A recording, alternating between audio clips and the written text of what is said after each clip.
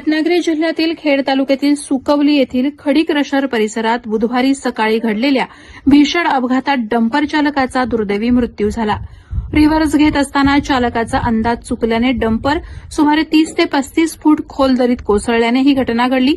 मिळालेल्या माहितीनुसार 10 जून रोजी सकाळी सुमारे 11:30 वाजण्याच्या सुमारास डंपर क्रमांक MH08W8471 हा सुकवली परिसरातील खडी क्रशर येथे काम करत असताना चालकानं वाहन रिव्हर्स घेतलं।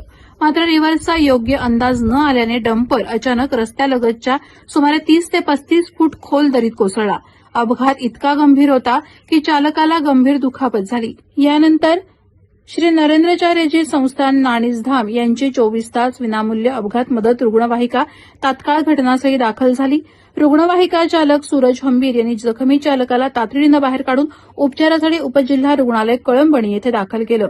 मात्र वैद्यकीय अधिकाऱ्यांनी तपासणी अंती चालक नितीन विजय पवार वय 27 राहणार चिंचघर दस्तुरी यांना मृत घोषित केलं। या घटनेमुळे परिसरात हळहळ व्यक्त होत असून पुढील तपास संबंधित यंत्रणांकडून सुरू आहे। प्रहार डिजिटलसाठी राकेश कोळी, खेड।